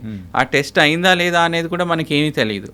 అట్లాగే రేడియేషన్ కూడా ఆ కిరణాలు మన బాడీలో పాస్ అయినప్పుడు మనకి ఏమాత్రం నొప్పి కానీ ఏమీ ఉండదు. అది ఇంటర్నల్గా హీట్ జనరేట్ చేస్తూ ఉంటుంది అనమాట. మనకు ప్రస్తుతం ఉన్న అడ్వాన్స్ టెక్నాలజీలో ఎక్కడైతే మనం రేడియేషన్ పాస్ చేయాలో కేవలం అక్కడి వరకే రేడియేషన్ కిరణాలు వెళ్తాయి. ఒకప్పుడు ఏంటంటే సపోజ్ నేను ఈ స్పాట్కి ఇవ్వాలనుకోండి, దాని చుట్టూతా కూడా రేడియేషన్ వెళ్ళేది. బట్ విత్ అవైలబుల్ ప్రిసిషన్ ఏదైతే స్పాట్కి ఇవ్వాలో ఎంటైర్ ఎనర్జీ నేను అక్కడికి ఫోకస్ చేసే అవకాశం ఉంది. మీరు మిసైల్స్ అది వినుంటారు. ఒకప్పుడు ఎట్లా ఉంటుంది, ఒక పర్టికులర్ స్పాట్ని డ్యామేజ్ చేయాలంటే ఒక పెద్ద బాంబ్ వేసేస్తే ఎవరైతే శత్రువు ఉన్నాడో తను ఎలిమినేట్ అయ్యేవాళ్ళు, కానీ దాని పక్కన క్యాజువాలిటీస్ చాలా ఉండేవి. దాని చుట్టుపక్కల ఉన్న కొలెటరల్ డ్యామేజ్ చాలా ఉండేది. ఒకప్పుడు రేడియేషన్ టెక్నాలజీ అట్లా ఉండేది. సో ఆ చుట్టూ ఏరియాకి ఇన్వాల్వ్ అయ్యేది. ఇప్పుడు ఏంటంటే ప్రిసిషన్తో మిసైల్తో మనం వేసినట్టు ఏదైతే పాయింట్కి మనం రేడియేషన్ ఇవ్వాలో ఆ పాయింట్కి మనం స్పెసిఫిక్గా ఇవ్వగలుగుతున్నాం అనమాట. దాంతో క్యాన్సర్ కణాలు ఎలిమినేట్ అవుతూ ఉంటాయి, బాడీ సిస్టమ్ ఎలిమినేట్ కాకుండా ఉంటుంది. ఓకే, రీసెంట్గా ఇంకో అడ్వాన్స్ వచ్చింది. మీరు న్యూస్ అది ఫాలో అవుతూ ఉంటే 2018 సంవత్సరంలో నోబెల్ ప్రైజెస్ అని ఇస్తూ ఉంటారు. Yeah. అంటే అత్యంత విశిష్టమైన డిస్కవరీకి అది ఇస్తూ ఉంటారు. Hmm. 2018 సంవత్సరంలో ఇమ్యూనోథెరపీ అనే ట్రీట్మెంట్కి ఈ నోబెల్ ప్రైజ్ అనేది వచ్చిందనమాట. ఓకే. నార్మలీ మనకి ఏంటంటే చాలా సందర్భాల్లో చిన్న చిన్న ఇన్ఫెక్షన్స్ వస్తూ ఉంటాయి, చాలా కామన్ కోల్డ్ కానీ అది వస్తాయి. అట్లాంటి వచ్చినప్పుడు మనం ఏ ట్రీట్మెంట్ వాడం, Yeah. ఒక 4-5 రోజులు దానంతలో అదే రికవర్ అవుతాం. ఎందుకట్లా? How will we recover? Because of మనకున్న ఇమ్యూనిటీ. దాన్నే రోగనిరోధక శక్తి అంటాం. Yeah. మనం సైంటిఫిక్లో ఇమ్యూనిటీ అంటాం. అంటే మన ఇమ్యూనిటీ ఏం చేస్తుందంటే బాడీ లోపల ఏమైనా క్రిములు వచ్చాయనుకోండి, వాటిని ఐడెంటిఫై చేసేసి దాన్ని చంపేస్తుంది అనమాట. అట్లాగే క్యాన్సర్ కణాలు ఏంటంటే చాలా సైలెంట్గా పెరిగిపోతూ ఉంటాయి అన్నమాట. మన ఇమ్యూన్ సిస్టమ్కి దొరకకుండా జాగ్రత్తగా వెళ్ళిపోతూ ఉంటాయి. ఇప్పుడు దొంగలు వస్తారండి, పోలీసులు ఉన్నా కానీ వాళ్ళ నుంచి తప్పించుకుంటూ ఏదో విధంగా వెళ్ళి చేస్తూ ఉంటారు. Yeah. అట్లాగే మన ఇమ్యూనిటీ ఏదైతే పోలీస్ సిస్టమ్ ఉందో అనుకోండి, దాని నుంచి కళ్ళు గప్పి క్యాన్సర్ కణాలు పెరిగిపోతూ ఉంటాయి అన్నమాట. ఓకే. ఈ ఇమ్యూనోథెరపీ ఇంజెక్షన్ ఏం చేస్తుందంటే వెళ్ళి మన ఇమ్యూన్ సిస్టమ్కి చెప్తుంది, అగో దొంగ అక్కడ ఉన్నారు, క్యాన్సర్ సెల్స్ ఇక్కడ ఉన్నాయి, మీరు వెళ్ళి చంపాలి అనేది డైరెక్ట్ చేస్తుంది అనమాట. ఓకే. దీన్ని ఇమ్యూనోథెరపీ అని అంటామన్నమాట. ఇమ్యూనోథెరపీ ఏం చేస్తుంది, మన లోపలున్న ఇమ్యూనిటీని అంటే మన ఓన్ శక్తిని క్యాన్సర్ వైపు మళ్ళించి క్యాన్సర్ని కంట్రోల్ చేసే విధంగా ట్రీట్మెంట్ చేస్తుంది. అంటే పోలీస్కి ఒక ఇన్ఫార్మర్ ఫోన్ చేసి దొంగ ఎక్కడ ఉన్నారు అంటే Yeah. పోలీసులు వెళ్ళి దొంగను పట్టుకుంటారు. అట్లాగే immunotherapy injection is like informer. ఎవరికి ఇన్ఫార్మ్ చేస్తుంది? ఇమ్యూన్ సిస్టమ్కి ఇన్ఫార్మ్ చేసి అగో దొంగ క్యాన్సర్ సెల్ అక్కడ ఉంది, మీరు వెళ్ళి దాన్ని కిల్ చేయాలి. ఓకే. అట్లా. సో ఈ అడ్వాన్స్ ట్రీట్మెంట్ వల్ల ఏమవుతుందంటే మన ఓన్ ఇమ్యూనిటీ వెళ్ళి క్యాన్సర్ సెల్ని కిల్ చేస్తుంది. దానివల్ల సైడ్ ఎఫెక్ట్స్ కూడా చాలా లిమిటెడ్గా ఉంటాయన్నమాట. సో కీమోథెరపీ అంటే చాలామంది హెయిర్ లాస్, మౌత్ అల్సర్స్ అట్లాంటివి వస్తూ ఉంటాయి. కానీ ఇమ్యూనోథెరపీకి అట్లాంటి సైడ్ ఎఫెక్ట్స్ ఏమాత్రమూ ఉండమన్నమాట. ఎందుకంటే మన ఓన్ శక్తితో మనం గెలుస్తున్నాం. ఇప్పుడు ఆంజనేయుడు ఉంటారండి, ఆంజనేయ స్వామికి తన శక్తి గురించి తెలియదు అనమాట. ఒక్కసారి తెలిసిన తర్వాత he is the most powerful person. అట్లాగే మన లోపల ఉన్న ఇమ్యూన్ సిస్టమ్ని ఈ ఇమ్యూనోథెరపీ అవేక్ చేస్తుంది అనమాట. దాంతో మన ఓన్ ఇమ్యూన్ సిస్టమ్ వెళ్ళి క్యాన్సర్ని కిల్ చేసేస్తుంది. ఓకే. సో ఈ అడ్వాన్స్ ట్రీట్మెంట్ వల్ల ఎంతోమంది క్యాన్సర్ పేషెంట్స్ని మనము కంట్రోల్ చేసి క్యూర్ చేయగలుగుతున్నాం అనమాట. ఓకే. ఈ కీమోథెరపీ చేయించుకున్నప్పుడు హెయిర్ లాస్ అనేది కూడా జరుగుతూ ఉంటుంది అని చెప్పేసి యూజువల్గా కొంతమందిలో చూసాము. అండ్ సినిమాల నాలెడ్జ్ వల్ల సో అది కూడా కొంచెం అవేర్నెస్ అనేది కూడా వచ్చింది. కీమోథెరపీ ద్వారా అలా హెయిర్ లాస్ కానీ ఇలా మనిషి కూడా కొంచెం సన్నగా అయిపోవడం కానీ అది జరుగుతుందా, లేకపోతే త్రూ రేడియేషన్ ద్వారా అలా జరుగుతుంది అనుకోవచ్చు? సో కీమోథెరపీ సైడ్ ఎఫెక్ట్స్ ఎందుకు వస్తాయంటే కీమోథెరపీ ఎట్లా పనిచేస్తుంది అనేది మనం ఒక పాయింట్ డిస్కస్ చేసుకోవాలి. కీమోథెరపీ ఏంటంటే బాడీలో వేగంగా ఏదైతే సెల్స్ మల్టిప్లై అవుతున్నాయో వాటిపై కంట్రోల్ చేస్తుంది అనమాట. క్యాన్సర్ సెల్స్ అనేది ప్రతిరోజు పెరుగుతూ ఉంటాయి అన్నమాట. సో ఏదైతే కణాలు వేగంగా పెరుగుతున్నాయో వాటి వైపు కీమోథెరపీ వెళ్ళి పనిచేస్తుంది అనమాట. సో క్యాన్సర్ సెల్స్ వేగంగా మల్టిప్లై అవుతాయి కాబట్టి క్యాన్సర్ని కంట్రోల్ చేస్తుంది. అట్లాగే మన బాడీలో వేగంగా పెరిగే కణాలను కూడా ఇది అదుపులో చేస్తుంది. మన హెయిర్ కాన్స్టెంట్గా గ్రో అవుతూ ఉంటుంది. అట్లాగే నెయిల్స్ కూడా కాన్స్టెంట్గా గ్రో అవుతాయి. మౌత్లో కూడా మనకి మ్యూకోజా అని అంటారు, అది కూడా కాన్స్టెంట్గా గ్రో అవుతుంది. అందువల్ల హెయిర్ ఫాల్ అవుతుంది అనమాట. అట్లాగే నెయిల్స్ కూడా బ్లాక్ అవ్వడం ఇదంతా జరుగుతుంది. ఇవన్నీ టెంపరీ థింగ్స్ అండి. ఈ హెయిర్ లాస్ ఏదైతే ఉందో కీమోథెరపీ వన్స్ స్టాప్ అయిన తర్వాత ఈ హెయిర్ అంతా తిరిగి వచ్చేస్తుంది అనమాట. ఈ మధ్య ఒక లేటెస్ట్ అడ్వాన్స్ వచ్చింది, చాలామందికి తెలియదు. దాన్నే స్కాల్ప్ హైపోథర్మియా. అంటే కీమోథెరపీ ఎవరైతే రిసీవ్ చేస్తున్నారో దానికి ముందు ఒక క్యాప్ పెట్టేస్తారు. ఆ క్యాప్లో వెరీ కూల్ లిక్విడ్ మనం పాస్ చేస్తూ ఉంటాం అనమాట. దాంతో ఏమవుతుంది, ఇక్కడ బ్లడ్ సప్లై అంతా తగ్గిపోతూ ఉంది. సో కీమో మెడికేషన్ అనేది హెయిర్ వరకు వెళ్ళదు. ఓకే, మిగతా పార్ట్స్లో మొత్తం వెళ్తుంది కానీ ఇక్కడ మాత్రం వెళ్ళనికుండా స్టాప్ చేస్తుంది. దాన్నే స్కాల్ప్ హైపోథర్మియా అంటాం అనమాట. అంటే మనము ఎక్కడైతే ఈ హెయిర్ ఫాలికల్స్ ఉన్నాయో వాటిని మనము ఈ స్కాల్ప్ హైపోథర్మియా ఈ కూల్ క్యాప్ వల్ల అక్కడికి కీమో చేరకుండా మిగతా ప్రాంతానికి కీమో వెళ్ళే విధంగా మనము చేయగలుగుతున్నాం. దీంతో కీమోథెరపీ ఒక ఎఫెక్టివ్ మంచిగా ఉంటుంది, హెయిర్ ఫాల్ కూడా ఉండదు అనమాట. ఓకే. ఈ మధ్య చాలా స్టైలిష్ విగ్స్ అవి ఉన్నాయండి. మీరు చూసినట్టయితే మూవీస్ చూస్తూ ఉంటారు కదా, ఎంత స్టైలిష్గా విగ్స్గా ఉంటాయి. అవి విగ్గా నార్మల్ హెయిరా అది కూడా చెప్పడానికి ఉండదు. అంటే చాలామంది పేషెంట్స్ కీమోథెరపీ వల్ల హెయిర్ లాస్ అవ్వడం వల్ల కీమో తీసుకోవడం మానేస్తారు. క్యూరబుల్ క్యాన్సర్ కంప్లీట్గా కీమోథెరపీ తీస్తే జబ్బు కంప్లీట్గా నిర్మూలించే క్యాన్సర్ స్థితిలో ఉండి ఈ హెయిర్ లాస్ మూలంగా భయపడి ట్రీట్మెంట్కి రాకుండా క్యాన్సర్ పెరిగే విధంగా చేసుకుంటారనమాట. వాళ్ళకి ఈ సొల్యూషన్ దట్ ఈస్ స్కాల్ప్ హైపోతుంది. రెండోది విక్స్ పెట్టుకోవచ్చు మనం. ఎన్నో కస్టమరీ విక్స్ ఉన్నాయి. ఒక 6 months ట్రీట్మెంట్ అయిన తర్వాత హెయిర్ ఆటోమేటిక్గా వచ్చేస్తుంది. సో రజనీకాంత్ ఎంత బాగుంటారు, very stylish things and all. So people should understand, అంటే హెయిర్ ఫాల్ ఒక సైడ్ ఎఫెక్ట్ వల్ల ట్రీట్మెంట్ మానుకోవడం చేయకూడదు అనమాట. Okay, it's a temporary thing. So once chemotherapy stop అయిన తర్వాత మళ్ళీ హెయిర్ తిరిగి వచ్చేస్తుంది అనమాట. అంటే హార్ట్ అటాక్స్ తర్వాత మనం ఎక్కువగా కన్సర్న్ అవ్వాల్సిన ఏదైనా ఉందంటే అది క్యాన్సర్స్. సో రీసెంట్గా మన డేటా బట్టి కూడా మనం అదే చెప్పుకుంటూ ఉన్నాము. కాకపోతే ఈ హార్ట్ అటాక్స్ అనేది చిన్నపిల్లల్లో కూడా చూస్తున్నాము, ఈవెన్ క్యాన్సర్ కూడా చిన్నపిల్లల్లో కూడా చూస్తున్నాం. సో ఎందుకు చిన్నపిల్లల్లో కూడా వస్తూ ఉంటుంది ఈ క్యాన్సర్ అనేది? ఈవెన్ పుట్టిన వాళ్ళలో నుంచి ఎండ్ స్టేజ్ వరకు అన్ని వయసులో ఉంటుందన్నమాట. చిన్నపిల్లల్లో బ్లడ్ క్యాన్సర్ అనేది చాలా కామన్గా ఉంటుందన్నమాట. ఇది రకరకాలైన జన్యుపరమైన మార్పుల వల్ల ఇది వస్తూ ఉంటుందన్నమాట. ఓకే, ఒక్క ఇంపార్టెంట్ విషయం గుర్తుపెట్టుకోవాల్సింది ఏంటంటే చిన్నపిల్లల్లో క్యాన్సర్ క్యూర్ రేట్ చాలా ఎక్కువగా ఉంటుందన్నమాట. ఓకే, 90% క్యూర్ రేట్ ఉంటుంది. ఒక పర్టికులర్ క్యాన్సర్ బ్లడ్ క్యాన్సర్ ఉంటుందండి, అక్యూట్ లింఫోబ్లాస్టిక్ లుకీమియా. ఈ క్యాన్సర్ ట్రీట్మెంట్ పెద్దవాళ్ళలో the cure rate is only 30 to 40%. అదే చిన్నపిల్లల్లో 90% క్యూర్ అవుతుందన్నమాట. అంటే చిన్నవాళ్ళలో క్యాన్సర్ వచ్చినా కానీ సరైన పద్ధతిలో మనం గుర్తించి ట్రీట్మెంట్ చేయగలిగితే 90% కేసెస్లో క్యూర్ చేసే అవకాశం ఉంది.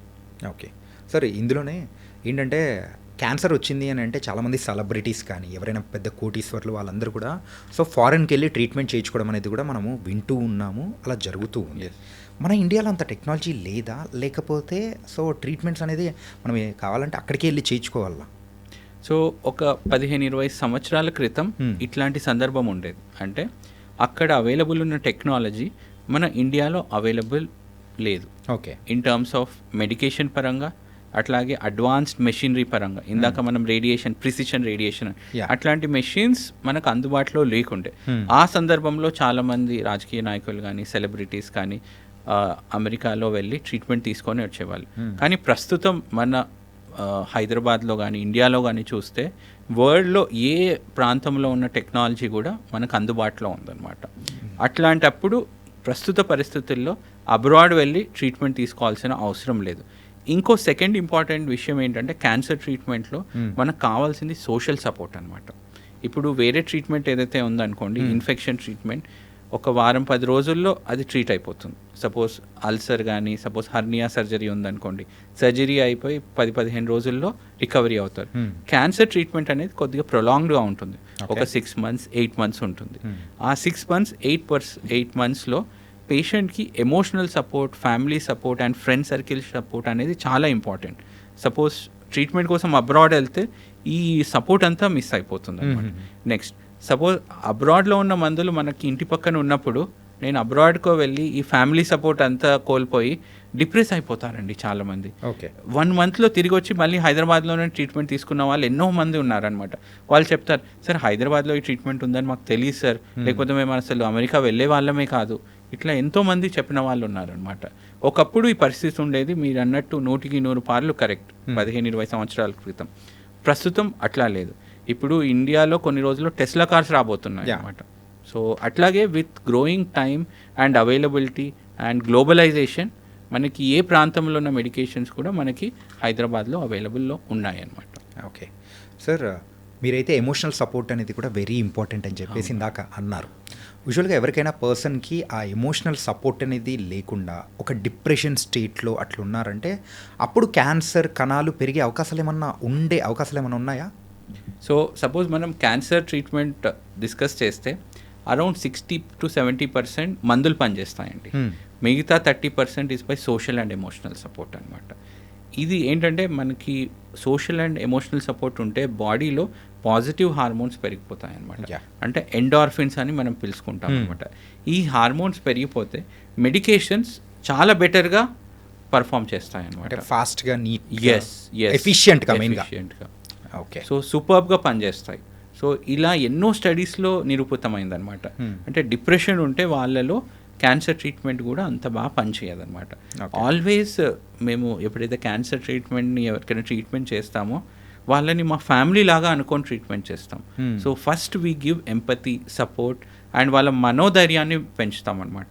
అట్లాగే ఫ్యామిలీ వాళ్ళలో కూడా మనోధైర్యాన్ని పెంచుతామన్నమాట. ఫర్ ఎగ్జాంపుల్ ఒకప్పుడు క్యాన్సర్ అనేది చాలా కష్టం ఉండేది, ఇన్క్యూరబుల్ ఉండేది. యా సక్సెస్ఫుల్ క్యాన్సర్ తర్వాత ట్రీట్మెంట్ తర్వాత వాళ్ళ normal career and life style రావచ్చు. మీకు యువరాజ్ సింగ్ క్రికెటర్ తెలుసు కదా, తనకి క్యాన్సర్ వచ్చింది, తర్వాత కొన్ని ఐ థింక్ 1 year ట్రీట్మెంట్ తీసుకున్నారు, తర్వాత ప్రొఫెషనల్ ఇంటర్నేషనల్ క్రికెట్కి వచ్చారు. He played for India. అంటే ఇంటర్నేషనల్ క్రికెట్లో తిరిగి వచ్చి పర్ఫామ్ చేయాలంటే ఆ లెవెల్ ఆఫ్ స్టామినా కానీ ఫిజికల్ స్ట్రెంగ్త్ కానీ, అంటే హీ కుడ్ మేక్ ఇట్. అంటే నేను చెప్తున్నాను ఏంటంటే క్యాన్సర్ ట్రీట్మెంట్ తర్వాత కూడా సక్సెస్ఫుల్గా కెరియర్ రావచ్చు. ఇంకో ఎగ్జాంపుల్ చెప్తాం, మన సంజయ్ దత్ ఉన్నారు, తనకు కూడా లంగ్ క్యాన్సర్ వచ్చింది. ట్రీట్మెంట్ తీసుకున్న తర్వాత మళ్ళీ ఎన్నో మూవీస్, కేజీఎఫ్ మూవీ చేసిండు, ఎంతో వర్సటైల్ క్యారెక్టర్. అసలు క్యాన్సర్ నుంచి రికవర్ అయిందని ఏమి సంకేతం లేదు. So that is the importance of correct treatment అనమాట. ఎన్నో ట్రీట్మెంట్స్ వల్ల సక్సెస్ఫుల్ ట్రీట్మెంట్ కంప్లీషన్ తర్వాత they can continue their normal career, normal lifestyle. అంత ఇంటర్నేషనల్ స్పోర్ట్స్లో వాళ్ళు వచ్చినప్పుడు then that is easily possible for us. It's only మనోధైర్యంతో మనం ముందుకు వెళ్ళాలన్నమాట. ఓకే. అండ్ అలాగే జన్యుపరంగా, సో యూజువల్గా హార్ట్ అటాక్స్ విషయంలో మాట్లాడుకుంటే ఎక్కువగా పేరెంట్స్కి ఉందంటే సో పిల్లలకు కూడా వచ్చే అవకాశాలు అనేది కూడా కొంచెం ఛాన్సెస్ ఎక్కువ ఉన్నాయని కూడా విన్నాం. అలాగే క్యాన్సర్ విషయంలో కూడా అలా ఛాన్సెస్ ఏమైనా ఉన్నాయా? సపోజ్ రొమ్ము క్యాన్సర్ వరకే వస్తే 15 నుంచి 20% రొమ్ము క్యాన్సర్ కేసెస్ జన్యుపరమైన కారణాల వల్ల వచ్చే అవకాశం ఉందన్నమాట. ఓకే. దీనికి నేను ఒక ఉదాహరణ ఇస్తాను. ఆంజలీనా జోలీ తెలుసా మీకు? తెలుసు. Famous Hollywood actress. తను యాక్టింగ్ పరంగా కానీ మనకంతా ఎంటర్టైన్ చేస్తున్నా కానీ తన లైఫ్లో చాలా ట్రాజడీస్ ఉంటాయి. వాళ్ళ మదర్ చాలా చిన్న వయసులో రొమ్ము క్యాన్సర్తో మరణించారు. అట్లాగే వాళ్ళ అమ్మమ్మ, వాళ్ళ ఆంటీ, వీళ్ళు కూడా ఓవరీ సంబంధించిన క్యాన్సర్ అండ్ రొమ్ము క్యాన్సర్తో చనిపోయారు అనమాట. సో తనకి ఒక డౌట్ వచ్చింది, ఎందుకు మా ఫ్యామిలీలో ఎన్ని క్యాన్సర్స్ వస్తూ ఉన్నాయి, ఎందుకు మా మదర్ కానీ మా అమ్మమ్మ కానీ మా ఆంటీ కానీ ఎందుకు చనిపోతున్నారు క్యాన్సర్ వల్ల అనేది ఒక బ్లడ్ టెస్ట్ చేయించుకున్నారు అనమాట. ఆ బ్లడ్ టెస్ట్లో ఒక పర్టికులర్ జెన్యు మ్యూటేషన్ వచ్చింది, దాన్నే BRCA1 అంటాం అనమాట. ఈ మ్యూటేషన్ ఎవరికైతే ఉంటుందో వాళ్ళలో రొమ్ము క్యాన్సర్ వచ్చే అవకాశం 90% ఉంటుందన్నమాట. అట్లాగే ఓవరీ క్యాన్సర్ వచ్చే అవకాశం 50% ఉంటుందన్నమాట. తను ఏం చేసిందంటే ఈ ఇన్ఫర్మేషన్ వచ్చిన తర్వాత ఈ 90% రిస్క్ అంటే చాలా హై రిస్క్ అనమాట, అది రాకుండా ఉండడానికి తను ఏం చేశారంటే 2 రొమ్ముల సర్జరీ చేసుకొని ఇంప్లాంట్స్ అమర్చుకున్నారనమాట. సో అట్లాగే ఓవరీస్ కూడా 2 తీసేసుకున్నారనమాట. ఇది ఎప్పుడు చేసుకున్నారు? తన ఫ్యామిలీ కంప్లీట్ అయిన తర్వాత డాక్టర్ సహాయంతో. దీన్నే ప్రివెంటివ్ సర్జరీ అని అంటా ఉన్నాం అనమాట. సో క్యాన్సర్ని రాకుండా మనము కాపాడుకోవడం, ఎవరికైతే ఈ రిస్క్ ఎక్కువగా ఉందో. సో దీన్నే జెనెటిక్ టెస్టింగ్ అని అంటున్నాం అన్నమాట. సో ఎవరికైతే క్యాన్సర్ వాళ్ళ ఫ్యామిలీలో ఉందో వాళ్ళలో కొన్ని స్పెషల్ టెస్ట్ ద్వారా మనము క్యాన్సర్ వచ్చే రిస్క్ ఎంతవరకు పెరిగిందనేది మనం కనుక్కునే అవకాశం ఉందన్నమాట. ఈ పెరిగిన రిస్క్తో వాళ్ళకి ఏ విధంగా మనము కౌన్సిల్ చేయగలం అనేది ఇట్లాంటి టెక్నాలజీ కూడా అందుబాటులో మనకి ఉందన్నమాట. Okay. And biopsy, so biopsy ద్వారా కూడా ఈ యొక్క క్యాన్సర్స్ వచ్చే అవకాశాలు కూడా ఎక్కువగా ఉంటాయని కూడా వింటూ ఉన్నాం. సో అది నిజమా లేకపోతే మిత్తా? సో ఇది కంప్లీట్గా ఫాల్స్ అండి. ఓకే. అసలు బయాప్సీ అంటే ఏంటంటే మనము సపోజ్ చాలా మందిలో చిన్న చిన్న గడ్డలు అవి ఉంటాయండి, అది నార్మల్ గడ్డనా క్యాన్సర్ గడ్డనా అని వేరు చేయాలంటే చేసే పరీక్షనే బయాప్సీ అంటాం. అంటే పెద్ద క్యాన్సర్ గడ్డ ఉందనుకోండి, దాన్న చిన్న టిష్యూ మనం చూసి మైక్రోస్కోప్ కింద పరీక్షించి ఇది నార్మలా లేకపోతే క్యాన్సరా అని గుర్తిస్తాం అనమాట. క్యాన్సర్ నిర్ధారణ చేయడానికి బయాప్సీ ఈజ్ రిక్వైర్డ్ అనమాట. అంటే ఇది క్యాన్సర్ అని చెప్పాలంటే బయాప్సీ అనేది తప్పనిసరి అనమాట. బయాప్సీ రిపోర్ట్ తర్వాతే మనం క్యాన్సర్ని డయాగ్నోస్ చేసి ట్రీట్మెంట్ చేస్తూ ఉంటాం అనమాట. బయాప్సీ వల్ల 100% క్యాన్సర్ స్ప్రెడ్ అవ్వదండి. బయాప్సీ చేస్తేనే మనకు క్యాన్సర్ కన్ఫర్మ్ అవుతుంది. బయాప్సీ వల్ల క్యాన్సర్ పెరుగుతుందని అపోహతో చాలామంది బయాప్సీ చేసుకోవడం మానేసి క్యాన్సర్ స్టేజ్ని పెంచుకుంటా పోతా ఉన్నారనమాట. నేను క్యాన్సర్ నిర్ధారణ అవుతేనే నేను ట్రీట్మెంట్ ఇవ్వగలను, అసలు బయాప్సీకే మనం రాకపోతే ఏ విధంగా మనం క్యాన్సర్ని డయాగ్నోస్ చేసి ముందుకెళ్తాం? సో వెరీ ఇంపార్టెంట్ ఇస్ ఈ బయాప్సీ టెస్ట్ వల్ల క్యాన్సర్ ఏ మాత్రం స్ప్రెడ్ అవ్వదు. And it is the most essential step in cancer diagnosis. Okay. Cancer treatment start చేయాలంటే బయాప్సీ ఈజ్ 100% రిక్వైర్డ్ అనమాట.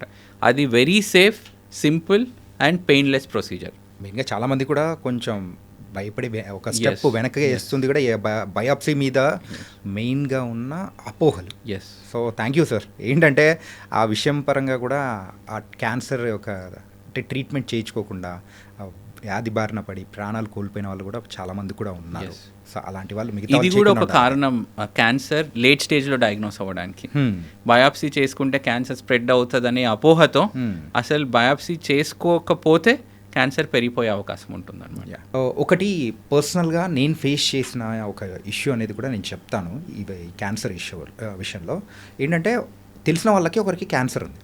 సో క్యాన్సర్ ఉంటే ఆ ఇంట్లో వాళ్ళు ఏం చేశారంటే ఒక అంటరాని పర్సన్గా మనోడిని అయితే కంప్లీట్ ఐసోలేషన్ అనేది పెట్టేసి దగ్గరికి ఎవరిని వెళ్ళనికోకుండా సో ఈ కైండ్ ఆఫ్ అంటే వాతావరణం అనేది కూడా ఏర్పాటు చేశారనమాట. సో అలా చేయడం వల్ల అంటే అదేమన్నా స్ప్రెడ్ అవుతుందని అలా చేశారా, లేకపోతే ఇలా చేయడం అనేది కరెక్టా కాదా? సో ఇది కూడా ఇంకో అపోహ మాత్రమే అండి. చాలా మంది ఏమనుకుంటారంటే క్యాన్సర్ ఒక అంటువ్యాధి, ఒకరి నుంచి ఒకరికి స్ప్రెడ్ అవుతుందనే అపోహలో ఉంటారు అనమాట. ఈ పాడ్కాస్ట్ ద్వారా ఇంకో విషయం నేను చెప్పదలుచుకున్నాను ఏంటంటే 100% క్యాన్సర్ అంటువ్యాధి కాదు. ఒక పర్సన్ నుంచి ఇంకో పర్సన్కి స్ప్రెడ్ అవ్వదు. ఒకే ఇంట్లో ఉన్నా కానీ, ఒకే వాష్రూమ్ యూస్ చేసుకున్నా కానీ, ఒకే బెడ్పై పడుకున్నా కానీ, ఒకే గ్లాస్తో వాటర్ తీసుకున్నా కానీ, చిన్నపిల్లలతో ఆడుకున్నా కానీ క్యాన్సర్ అనేది ఆ పర్సన్ నుంచి వేరే వాళ్ళకి 100% వెళ్ళదు. ఓకే. సో వాళ్ళు సేఫ్గా ఉండొచ్చు. సో ఇట్లా ఐసోలేట్ చేయడం వల్ల వాళ్ళు ఎమోషనల్గా ఇంకా డౌన్ అయ్యి డిప్రెస్ అయిపోతూ ఉంటారు. మనం వాళ్ళని క్లోజ్గా we have to mingle with them and వాళ్ళ కాన్ఫిడెన్స్ అనేది మనం పెంచాలన్నమాట. ఇది 100% అంటువ్యాధి కాదు, ఎటువంటి భయపడవలసిన అవసరం లేదు. ఒకరి నుంచి ఒకరికి ఏమాత్రం స్ప్రెడ్ అవ్వదు, వాళ్ళని ఐసోలేట్ చేసి పెట్టవలసిన అవసరం లేనే లేదు. ఓకే. అండ్ మనం తీసుకునే ఫుడ్స్ ఎలాంటి ఫుడ్స్ వల్ల ఎక్కువగా అంటే మీరు స్టార్టింగ్లో చెప్పారు ఏంటంటే ఒక ఆయిల్ని మనము డబల్ రీఫైన్ కానీ అట్లా చేసినవి అంటే రెండోసారి మూడోసారి మళ్ళీ అంటే వండుతున్న వాటిని తీసుకోవడం వల్ల కూడా క్యాన్సర్ వచ్చే అవకాశాలు ఉంటాయి అంటున్నారు. సో విచ్ ఫుడ్స్ మనం తీసుకుంటే మనం హ్యాపీగా క్యాన్సర్ బారి నుంచి పడకుండా హ్యాపీగా ఉండొచ్చు అంటారు? సో మనకి ఫుడ్లో ఏంటంటే యాంటీ ఆక్సిడెంట్స్ అనేవి చాలా ఇంపార్టెంట్ వైటల్ రోల్ ప్లే చేస్తాయి అన్నమాట. ఈ యాంటీ ఆక్సిడెంట్స్ అనేది సింపుల్ కాన్సెప్ట్ ఏంటంటే ఫ్రెష్ ఫుడ్స్లో అవైలబుల్ ఉంటుందన్నమాట. ఓకే. మీరు ఎన్నిసార్లు దాన్ని నిల్వ చేసి ద మోర్ ద హీట్ ఈ యాంటీ ఆక్సిడెంట్స్ తగ్గిపోతాయి. ఈ యాంటీ ఆక్సిడెంట్స్ తగ్గిపోయి హార్మ్ఫుల్ కెమికల్స్ పెరిగిపోతాయి అన్నమాట. సో ఇట్స్ పదే పదే ఓవర్ హీట్ చేసి so more fresh the food is, more fresh ఈ antioxidants are good chemicals, అవి పెరుగుతాయి అన్నమాట. సపోజ్ మనం నిల్వ చేసిన ఆహారం కానీ చాలా రోజులు ఉంటే హార్మ్ఫుల్ కెమికల్స్ పెరిగిపోతాయి అన్నమాట. అందుకోసమే ఫ్రూట్స్ తీసుకుంటే they are eaten raw and they are fresh. Antioxidants అనేది చాలా ప్రపోర్షన్లో ఎక్కువగా ఉంటుందన్నమాట. సో దానివల్ల ఫ్రూట్స్ మనం రెగ్యులర్గా కన్జ్యూమ్ చేస్తే క్యాన్సర్ని ప్రివెంట్ చేయవచ్చు. ఇంకో ఎక్స్ట్రీమ్కి వస్తాం, రీహీటెడ్ ఆయిల్స్. ఒకటి టైం చాలా స్టోరేజ్ అవుతూ ఉంది, హీటింగ్ మీద హీటింగ్ చేస్తున్నాం, దీనివల్ల యాంటీ ఆక్సిడెంట్స్ తగ్గిపోతాయి, హార్మ్ఫుల్ కెమికల్స్ పెరిగిపోతూ ఉన్నాయి అన్నమాట. దీనివల్ల క్యాన్సర్ రిస్క్ అనేది పెరిగిపోతూ ఉంటుందన్నమాట. సో ఆయిల్స్ కానీ ఎస్పెషల్లీ రీహీటెడ్ ఆయిల్స్ కానీ చాలా ఫ్యాట్ అండ్ చీజ్ కంటెంట్ ఎక్కువ ఉన్న ఫుడ్స్ కానీ ఇట్లాంటివి వాటిలో క్యాన్సర్ హార్మ్ఫుల్ కెమికల్స్ ఉంటాయన్నమాట. అట్లాగే కొంతమంది ఎన్నో సంవత్సరాల క్రితం నిల్వ ఉన్న ఆహారంని తింటూ ఉంటారనమాట. సో నైట్ నిల్వ చేసి మార్నింగ్ తినడం, 2 రోజుల తర్వాత తినడం. అట్లాగే కొంతమంది ఎన్నో 5-10 సంవత్సరాల క్రితం పచ్చళ్ళు తింటూ ఉంటారనమాట. ఇవన్నిట్లో ఏంటంటే క్యాన్సర్ రిస్క్ అనేది పెరిగిపోతుంది. యాంటీ ఆక్సిడెంట్ శాతం తగ్గిపోయి హార్మ్ఫుల్ కెమికల్స్ పెరిగిపోతూ ఉంటాయి అన్నమాట. More fresh the food is you can protect your self from cancer అనమాట. అట్లాగే కొంతమంది క్యాండ్ ఫుడ్ అని తింటారనమాట. మీరు అబ్రాడ్ ఎప్పుడైనా ట్రావెల్ చేస్తే వాళ్ళు నాన్ వెజ్ కానీ అది కానీ సాల్ట్ వేసేసి క్యాండ్ ఫుడ్లో స్టోర్ చేసి పెడతాయి. ఈ canned food is very very dangerous అనమాట. సో ఈ క్యాండ్ ఫుడ్ ఎక్కువ తీసుకోవడం వల్ల స్టమక్ క్యాన్సర్ రిస్క్ పెరిగిపోతూ ఉంటుంది అనమాట. సో క్యాండ్ ఫుడ్ అనేది మనము అవాయిడ్ చేయాలన్నమాట. Fresh food is extremely important. సింపుల్గా చెప్పాలంటే యాంటీ ఆక్సిడెంట్స్ ఎక్కువ ఉంటాయి, క్యాన్సర్ని మనం ప్రివెంట్ చేయవచ్చు. అంటే పచ్చళ్ళ గురించి మాట్లాడారు కదా, ఏంటంటే ఈ పచ్చళ్ళు యూజువల్గా ఎన్ని మంత్స్ వరకు మనము తీసుకుంటే కరెక్ట్ అంట? సో మనకి నార్మల్ మన తెలుగు రాష్ట్రాల్లో సంవత్సరంకి ఒకసారి పచ్చళ్ళు చేస్తాం. అవును సార్. సో ఆ సంవత్సరంలో ఆ పచ్చడిని కంప్లీట్ చేసేయాలి. Okay, that is the simple thing. సంవత్సరం మించి మనం పచ్చళ్ళు పెట్టుకోవద్దు. ఓకే. ఎందుకంటే మన తెలుగు రాష్ట్రాల్లో యూజువల్గా అందరూ ఎక్కువ మంది ఫుడీస్, అంటే కార్బోహైడ్రేట్స్ ఎక్కువ తీసుకుంటూ ఉంటారు. అండ్ ఇలాంటి సందర్భంలోనే మన మెయిన్గా తెలుగు వాళ్ళ గురించి వేపుళ్ళు ఎక్కువగా తింటే అంటే దాని ద్వారా కూడా క్యాన్సర్ వచ్చే అవకాశాలు కూడా ఉంటాయని కూడా వింటూ ఉన్నాం. మనము వేపుళ్ళు మనం ఆయిల్లో వేయించి తింటాం కదండి. అవును. సో ఆయిల్లో వేయిస్తే ఆ ఫుడ్ యొక్క గుడ్ కెమికల్స్ తగ్గిపోయి బ్యాడ్ కెమికల్స్ పెరిగిపోతాయి అనమాట. ఎక్కువ ఓవర్ హీట్ చేయడం వల్ల అనుకోవచ్చా? సో అది క్యాన్సర్ పరంగా మంచిది కాదు, అట్లాగే గుండె పరంగా అసలు ఏమాత్రం తీసుకోవద్దు వేపుళ్ళది. అది కూడా it increases the cardiac risk, bad cholesterol కానీ అట్లాంటివన్నీ పెరిగిపోతూ ఉంటాయి అన్నమాట. ఓకే. సో యూజువల్గా యాంటీ ఆక్సిడెంట్స్ ఎక్కువగా ఏ ఫుడ్స్లో అయితే ఉంటాయో సో అవి ఎక్కువగా మీరు తీసుకోమని సజెస్ట్ చేస్తున్నారు, లైక్ ఫ్రూట్స్ కానీ అండ్ ఫ్రెష్ ఫుడ్ కానీ. Okay, it was nice sir. ఏంటంటే ఈ క్యాన్సర్ విషయం వచ్చేటప్పటికే అరే ఏ ఫుడ్ తీసుకోవాలి ఏ ఫుడ్ తీసుకోకూడదనే ఒక డైలమా అనేది ప్రతి ఒక్కరిలో ఉందన్నమాట. అయితే దీనికి కూడా చాలా చక్కటి సమాధానం అనేది కూడా చెప్పారు. And sir, every year cancer day అనేది కూడా సెలబ్రేట్ చేసుకుంటూ ఉంటాము. సో ఇలా క్యాన్సర్ వచ్చి బారిన పడిన వాళ్ళు, సో వాళ్ళు బయటపడాలి అని అంటే యూజువల్గా డాక్టర్గా మీరు ఇచ్చే సపోర్ట్ అనేది ఎంతవరకు ఉంటుంది సార్?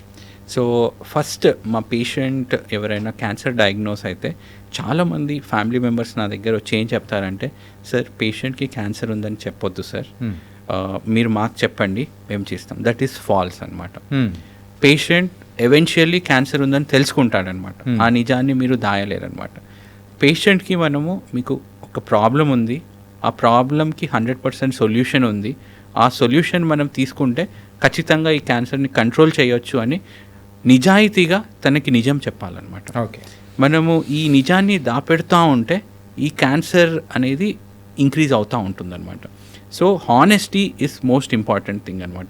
మనం హానెస్ట్గా ఉంటేనే patient believes us and we provide them empathy and support. Okay. So suppose ఏదైనా ప్రాబ్లం ఉందండి, దానికి సొల్యూషన్ లేదంటే మనం భయపడాలి. If there is a solution, నేను ఆ సొల్యూషన్ ఏంటని వెతుకుంటూ వెళ్ళి అది తీసుకుంటాను. క్యాన్సర్ కూడా అట్లాగే. మేము ఇంకో ఎగ్జాంపుల్ ఇస్తానండి. డయాబెటీస్ ఉంది, హైపర్ టెన్షన్ ఉంది. సో వీటిలో మందులు మనం స్టార్ట్ చేస్తే ఎంతకాలం వాడతారు? ఇంకా లైఫ్ లాంగ్ వాడుతూ ఉండాలి. క్యూర్ అవుతుందా డయాబెటీస్? లేదు సార్. హైపర్ టెన్షన్ క్యూర్ అవుతుందా? లేదు. Cancer curable. That is the difference. Treatment తీసుకోవడం వల్ల క్యూర్ కానీ డయాబెటీస్ హైపర్ టెన్షన్కి మీరు భయపడరు, క్యూర్ ఛాన్సెస్ ఉన్న క్యాన్సర్కి మీరు భయపడతా ఉంటారు. దిస్ ఇస్ ద పారాడాక్స్ అనమాట. ఓకే. అంటే మనం ఏంటంటే ఫుల్ ఇన్ఫర్మేషన్ వచ్చిన తర్వాత మనం డెసిషన్ మేకింగ్ తీసుకోవాలన్నమాట.